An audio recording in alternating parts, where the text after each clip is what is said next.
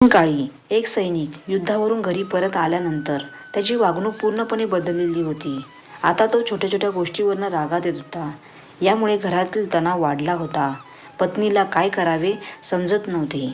यातून मार्ग काढण्यासाठी पत्नीने शहरातील प्रसिद्ध संताकडे गेली. या संताविषयी अशी मान्यता होती की पती पत्नीमधील प्रेम कायम ठेवण्यासाठी औषध द्यायचे. महिलेने आपले संपूर्ण दुःख संतांना सांगितले.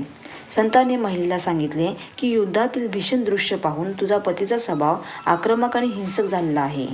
आपण यावर उपचार करू, परंतु यासाठी तू मला एका जिवंत वाघाचा केस आणून दे. महिला म्हणाली, हे अवघड काम आहे. एखाद्या वाघाचा केस मी कुठून आणू शकते? संत म्हणाले, याशिवाय तुझ्या पतीसाठी औषध तयार होऊ शकत नाही. महिलेला कोणत्याही परिस्थितीमध्ये पतीला ठीक करायचे होते. यामुळे तिने संतांची अट मान्य केली. जंगलात गेली. तिने लपून एका वाघाच्या गुहेबाहेर मांसाचा तुकडा ठेवला. असे ती रोज करू लागली. हळूहळू तिची भीती नष्ट होऊ लागली. एके दिवशी ती मांस घेऊन आल्यानंतर वाघ गुहेच्या बाहेरच बसला होता. तिने लांबूनच वाघाकडे मांस फेकले. वाघाने मांस खाल्ले, परंतु महिलेला कोणतीही इजा केली नाही. त्यानंतर ती महिला दररोज वाघाला मांस खाऊ घालू लागली. काही दिवसांनी वाघ आणि महिलेमध्ये मैत्री झाल्यानंतर तिने वाघाचा एक केस तोडून घेतला. वाघाचा केस घेऊन ती लगेच संतांकडे गेली.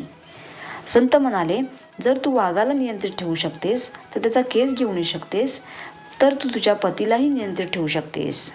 जर तू पतीसोबत प्रेमाने वागशील तर हळूहळू त्याच्या स्वभावातही बदल घडू लागेल. यासाठी थोडा वेळ लागेल, परंतु पतीचे प्रेम तू पुन्हा जिंकू शकतेस. महिलेला संतांची गोष्ट लक्षात आली होती.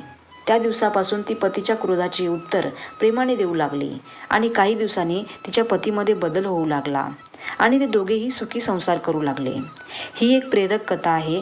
या कथेचा सार असा आहे की व्यक्तीने ठरवल्यास आपल्या जोडीदाराच्या क्रोधी स्वभावाला शांत करू शकते.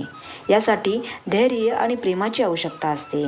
धैर्य आणि प्रेमाने प्रत्येक गोष्ट हाताळल्यास वैवाहिक जीवन सुखी होऊ शकते. ही एक काल्पनिक कथा आहे. मला या कथेतनं फक्त एवढंच सांगायचं आहे की प्रेमाने जग जिंकता येतं. हा व्हिडिओ जर तुम्हाला आवडला असेल तर तुमच्या मित्रमैत्रिणींना नक्की शेअर करा. थँक्यू.